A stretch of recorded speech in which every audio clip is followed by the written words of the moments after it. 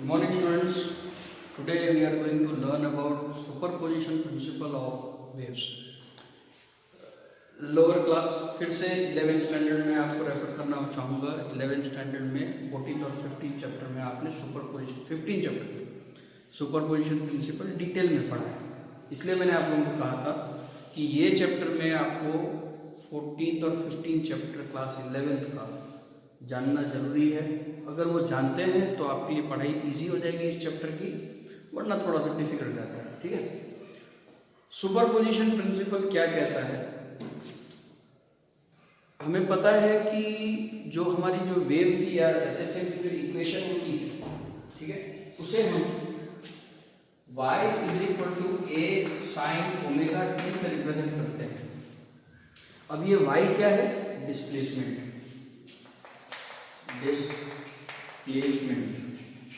ठीक है. अब ये जो डिस्प्लेसमेंट है वो एक वेक्टर क्वांटिटी है. ठीक है. और आपको पता है कि वेक्टर क्वांटिटी को हम सिंपली ऐड या सब्ट्रैक्ट नहीं कर सकते. फॉर एग्जांपल, मुझे एक फोर्स को एक दूसरे फोर्स के साथ ऐड करना है. मान लीजिए इस तरह से, सपोज ये एक ऑब्जेक्ट है और मैं इसके ऊपर इस डायरेक्शन में 10 न्यूटन का फोर्स लगा रहा हूं और इस डायरेक्शन में 10 न्यूटन का फोर्स लगा रहा हूं. तो क्या हम सिंपली ऐसा कह सकते हैं कि इसका जो इस ऑब्जेक्ट के ऊपर लगने वाला टोटल फोर्स 20 न्यूटन है? क्या हम ये कह सकते हैं? नहीं कह सकते. क्यों? क्योंकि फोर्स एक वेक्टर क्वांटिटी है. लेकिन 11th में आपने ये भी सीखा कि वेक्टर क्वांटिटी अगर सेम एंगल या ऑपोजिट एंगल्स में हो तो सिंपली ऐड या सब्ट्रैक्ट किए जा सकते हैं. जैसे कि अगर किसी ऑब्जेक्ट में एक ही डायरेक्शन में फोर्स लग रहा है, 10 न्यूटन 5 न्यूटन, तो हम ये कह सकते हैं, क्योंकि डायरेक्शन एक है, तो हम ये कह सकते हैं कि टोटल 15 न्यूटन का फोर्स लग रहा है. वैसे ही अगर एक ऑब्जेक्ट के ऊपर 10 न्यूटन का फोर्स इस तरफ और 3 न्यूटन का फोर्स इस तरफ लग रहा है, तो हम कह सकते हैं कि टोटल 7 न्यूटन का फोर्स लग रहा है. यस. उसी तरह से जब हम वेव के सुपरपोजिशन की बात करते हैं, किसी एक पार्टिकल की डिस्टर्बेंस की बात करते हैं और उस पार्टिकल के नेट डिस्प्लेसमेंट की बात करते हैं, जब उसके ऊपर उस पार्टिकल के ऊपर दूसरे डिस्टर्बेंस का डिस्प्लेसमेंट सुपरपोज हो रहा हो, तो हम सिंपली दो वेव के डिस्प्लेसमेंट को ऐड नहीं कर सकते. जब हमने 15 न्यूटन और 7 न्यूटन आंसर डिड्यूस किया, तब हमने ये देखा कि डायरेक्शन ऑफ द फोर्स या सेम थी या ऑपोजिट थी. सेम डायरेक्शन होने की वजह से हमने ऐड कर दिया, ऑपोजिट डायरेक्शन होने की वजह से हमने सब्ट्रैक्ट कर दिया. लेकिन अगर कुछ ना कुछ एंगल पे वर्क करता तो, है ना, तो हमने एक अलग से वेक्टर अलजेब्रा की अलग से एक डेफिनेशन दी हुई है. ठीक है. जो अगर आपको याद हो, तो अगर एक वेव एक ऑब्जेक्ट पे 1 न्यूटन का फोर्स लग रहा हो और दूसरे डायरेक्शन में v न्यूटन का लग रहा हो, तो नेट फोर्स क्या हो जाएगा? Root of a square plus b square plus 2ab और थीटा. ये अगर आपको याद हो तो हमने क्लास 11 में वेक्टर एडिशन में ये सीखा. यानी कि वेक्टर क्वांटिटीज सिंपली ऐड नहीं होते, उन्हें इस फॉर्मूला से ऐड किया जाता है, जिसमें ये जो क्वांटिटी है 2ab cos थीटा, ये डिसाइड करती है कि रिजल्टेंट क्या आएगा. आप सिंपली तो ऐड नहीं कर सकते. लेकिन अगर यहाँ पे सेम डायरेक्शन है तो ये 0 हो जाता है, ऑपोजिट डायरेक्शन है तो ये नेगेटिव हो जाता है. ये सब आप लोगों को पता हुआ है, और फिर आपको डायरेक्टली सेम में a प्लस बी मिल जाता है और डिफरेंट ऑपोजिट डायरेक्शन होने से a माइनस बी मिल जाता है. उसी तरह से superposition of wave, superposition principle भी यही कहता है कि मान लीजिए आप एक वेव लेते हैं जिसका displacement y1 is a sin omega t है। y1 है जिसकी इक्वेशन है a1 sin omega t, a1 sin omega 1। वैसे ही y2 is equal to a2 sin omega 2t। ये दो वेव आपने ली, तो ये दो वेव का अगर एक पॉइंट पे सुपरपोजिशन होता है तो उस पॉइंट पे जो पार्टिकल है उस पार्टिकल का नेट डिस्प्लेसमेंट इन दोनों का वेक्टर सम हो जाएगा। Resultant will be y1 vector plus y2 vector. Same उसी तरह से अगर इससे ज्यादा वेव्स या इससे ज्यादा डिस्प्लेसमेंट आके सुपरपोज हो रहे हैं तो plus y3 plus y4 plus y5। ठीक है, अब यहां पे दो चीज होती है, दो चीज। जैसे हमने फोर्स में सेम डायरेक्शन लिया था और ऑपोजिट डायरेक्शन लिया था, वैसे यहां पे भी हो सकता है। ठीक है, लेकिन यहां पे एक चीज का ध्यान रखना है, हमने फोर्स में जो एंगल सेम लिए थे, डायरेक्शन सेम लिया था, वहां पे एंगल 0 हो रहा था, वैसे यहां पे वेव्स में फेज सेम होना चाहिए। ठीक है, अभी हम ये देख लेते हैं कि फेज सेम होने से क्या होता है, बाद में हम ये भी डिड्यूस करेंगे कि सेम फेज ना होने से क्या होता है। सेम फेज का मैं एक एग्जांपल देता हूं। फॉर एग्जांपल एक वेव है,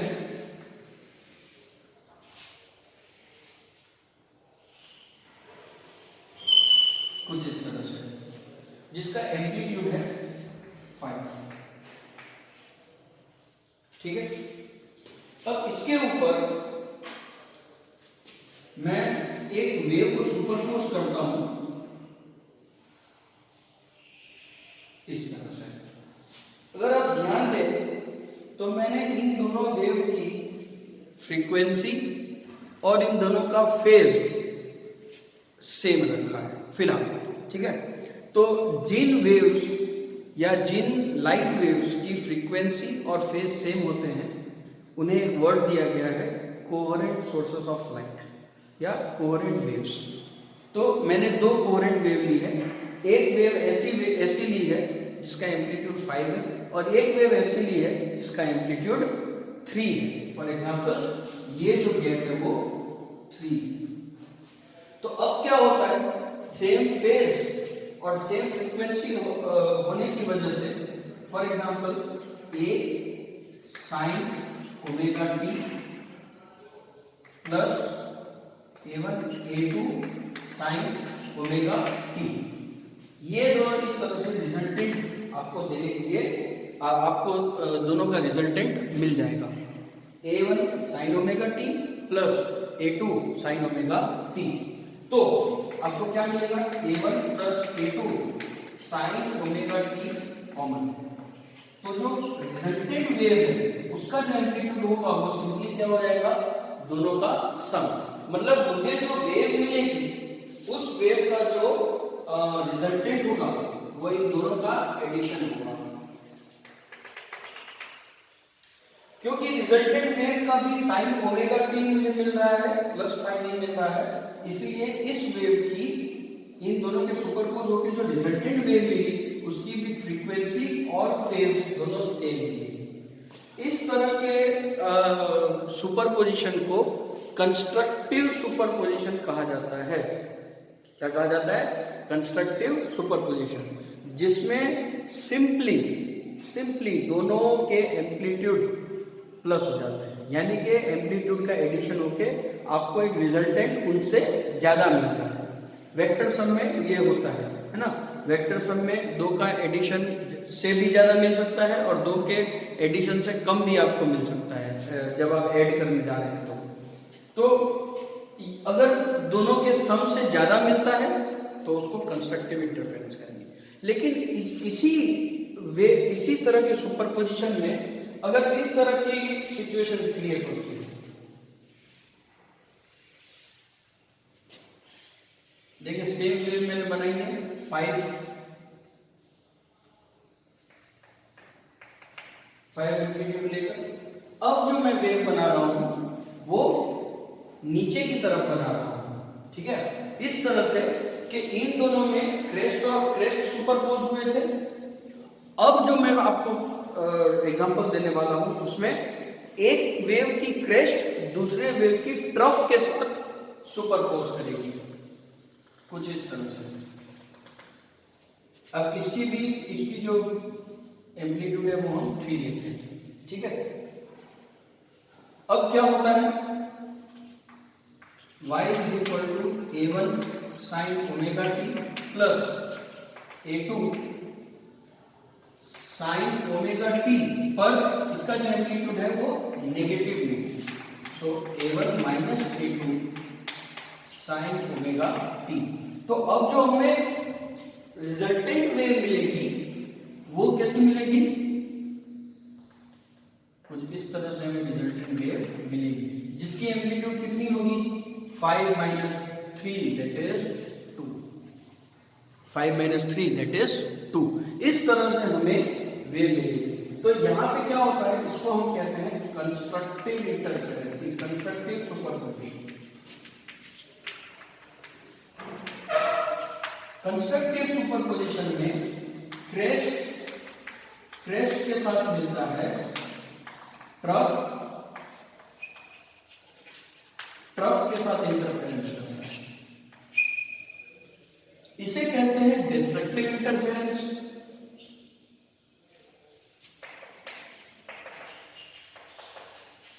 डिस्ट्रक्टिव सुपरपोजिशन,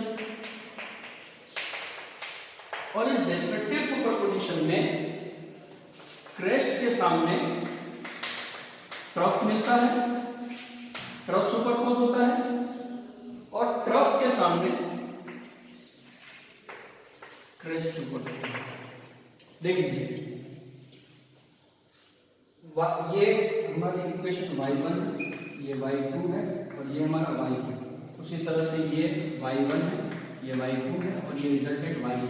तो यहां पे सॉरी ये y है और ये y2 है, ठीक है। तो देख लीजिए y1 और y2 का रिजल्टेंट y1। मैंने ये दोनों एग्जांपल सिंपली इसलिए अभी लिए हैं क्योंकि मैंने दोनों ही एग्जांपल्स में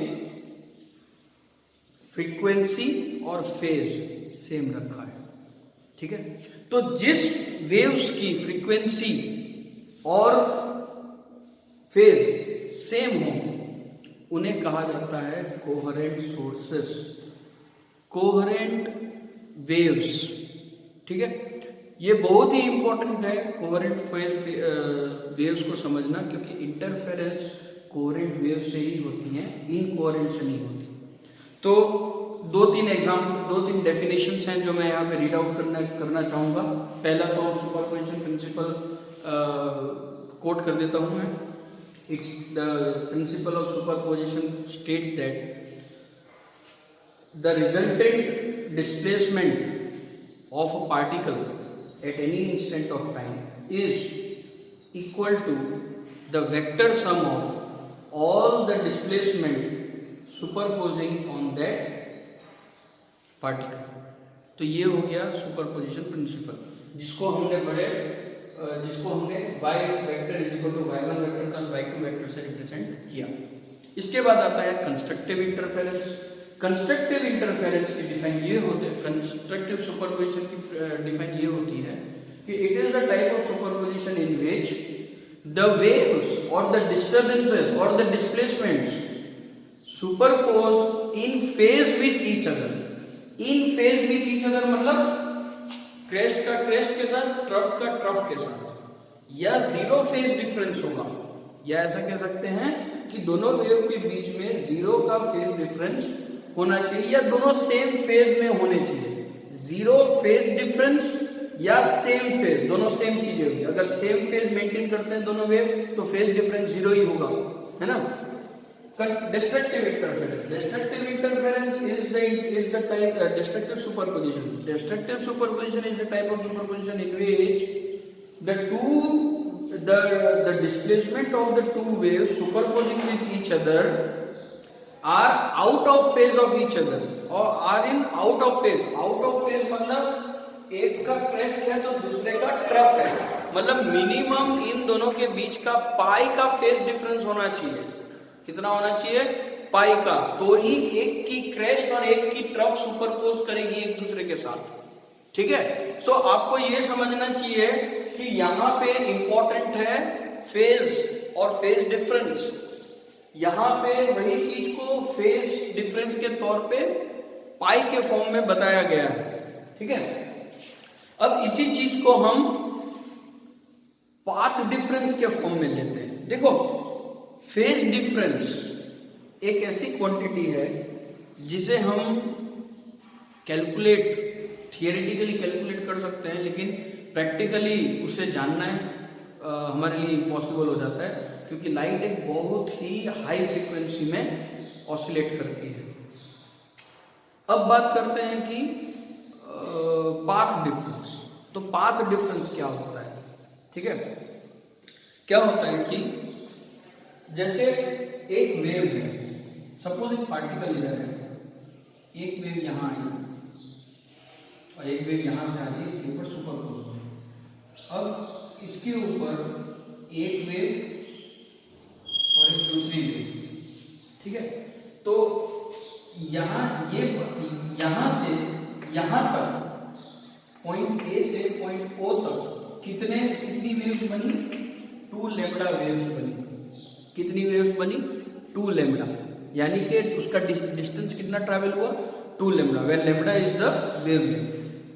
मान लीजिए कि यहां पे 1 2 3 वेव कंप्लीट होकर ओ पॉइंट पे पॉइंट बी से मिल रही है, तो इसका पाथ कितना हुआ? 3 लैम्डा। तो 3 लैम्डा अगर पाथ होता है तो देखिए इसका क्रेस्ट और इसका भी क्रेस्ट कहां पे जाके मिला? पॉइंट ओ पे, और कंप्लीट वेव कंप्लीट हो रही है, पूरी वेव कंप्लीट हो रही है। ठीक है, तो इस तरह, तो यहां पे जो पाथ डिफरेंस होगा वो कितना होगा? Path difference 3 lambda minus 2 lambda. Okay, मान एक और एग्जांपल ले लेते हैं। ए से पॉइंट ओ, 1 2 वेव ली मैंने, ये पॉइंट बी ले लेते हैं, 1 2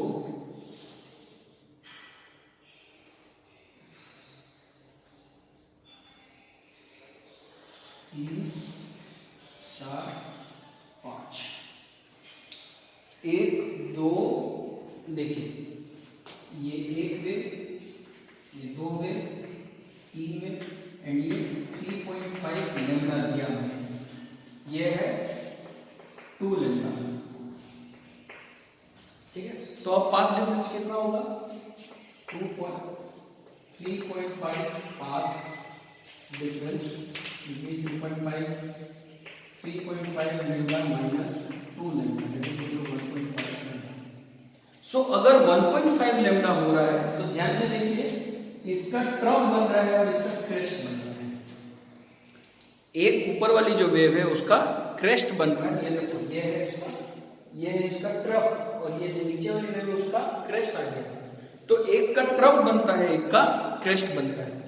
तो जब एक का क्रेस्ट और एक का ट्रफ मिलता है तो वो डिस्ट्रक्टिव सुपरपोजिशन देता है, और जब दोनों का क्रेस्ट मिलता है, जैसे कि इस केस में हो रहा था, दोनों का क्रेस्ट मिल रहा था, तो इस कंडीशन में हमें कंस्ट्रक्टिव इंटरफेरेंस, कंस्ट्रक्टिव सुपरपोजिशन देता है। तो हम ये कह सकते हैं कि पाथ डिफरेंस जान के हम ये पता लगा सकते हैं कि कौन सी वेव किस तरह का सुपरपोजिशन किस पॉइंट पे करेगी। इसको मैथमेटिकली कुछ इस तरह से समझना पड़ेगा, अब जो मैं आपको समझाने जा रहा हूं। पर पहले हम ये देख लें कि सुपरपोजिशन प्रिंसिपल में के बाद पाथ डिफरेंस और फेज डिफरेंस का क्या इंपॉर्टेंस है। आप पाथ डिफरेंस से फेज डिफरेंस किस तरह से डिड्यूस कर सकते हैं। ठीक है, तो हमें एक टॉपिक देता है जिसका नाम relation between path difference and phase difference. Relation between path difference and phase difference. अब देखिए ये वेव है, इस वेव का पाथ कितना हुआ लैम्डा पाथ, ठीक है। तो फेज कितना हुआ, इसी चीज को मैंने आपको बताया था मेरे पहले लेक्चर में भी कि हम इसको इस तरह से रिप्रेजेंट करते हैं। ये पार्टिकल यहाँ है तो यहाँ से चालू करेंगे, यहाँ आया तो ये पॉइंट ए हुआ, ये पॉइंट ओ डैश हुआ, ये ओ डैश हुआ, ये ओ हुआ, ये बी हुआ, तो यहाँ आया पार्टिकल और वापस से पार्टिकल यहाँ आया तो ये ओ पॉइंट हो गया। इस तरह से हमने सीखा। तो अगर एक वेव कंप्लीट होती है तो फेज कितना ट्रैवल हुआ 2 पाई, तो ये हो गया 2 पाई। सो अगर 1 है तो यूनिटरी मेथड लेते हैं, 1 है तो 2 पाई बाई लैम्डा। तो अगर x है तो 2 pi by into x, theta is equal to, और you can say x is equal to lambda by 2 pi into theta. आपको जो रिलेशन लेना हो वो आप ले सकते हो, ठीक है। देखो इस रिलेशन से अगर मेरा पाथ डिफरेंस लैम्डा बाई 2 है, जैसे कि मैंने इसके पहले के एग्जांपल में लिया तो मेरा पाथ डिफरेंस 1.5 लैम्डा आ गया था, तो उसके हिसाब से theta is equal to 2 pi by lambda into 3/2 lambda, lambda लैम्डा कर 3 पाई, 3 पाई हुआ, तो 3 पाई हुआ तो डिस्ट्रक्टिव इंटरफेरेंस मिलता है, ठीक है। अब फेज के फॉर्म में हम ये डिड्यूस करेंगे कि कंस्ट्रक्टिव इंटरफेरेंस, कंस्ट्रक्टिव सुपरपोजिशन और डिस्ट्रक्टिव सुपरपोजिशन हमें किस तरह से मिलते हैं, पर वो भी देख लेते हैं। लेकिन अभी हम जो भी एग्जांपल ले रहे हैं उसमें हमने ये माना हुआ है कि हमने जो वेव्स लिए उनकी फ्रीक्वेंसी और उनका फेज सेम है, यानी कि कोहेरेंट सोर्सेस हमने लिए हुए हैं, ठीक है। देखिए सो हमने ये डिड्यूस कर दिया कि हमारे पास जो कोहेरेंट सोर्सेस थे, कोहेरेंट वेव्स, उससे हमने ये डिड्यूस कर दिया। मैं एक बार लिख देता हूं इसे,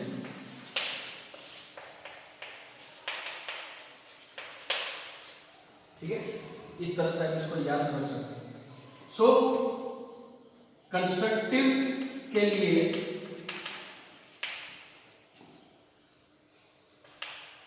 हम ये कह सकते हैं कि हमारी जो वेव है